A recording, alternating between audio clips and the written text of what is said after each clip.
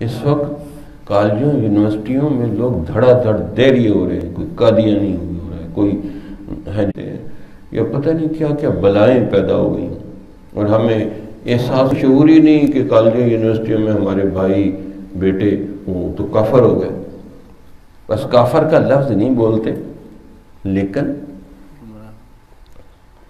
اس کا نام خوبصورت رکھا، سیکولر ہو گئے، دیریے ہو گئے، جی ہمیں فلاں چیز نہیں سمجھ آ رہی. بس لا حول ولا قوت. کفر کے اس وقت لوگوں نے نام خوبصورت رکھ لی. کافر نہیں کہتے کیونکہ یہ ہمارے ہاں بڑا خوفناک لفظ ہے.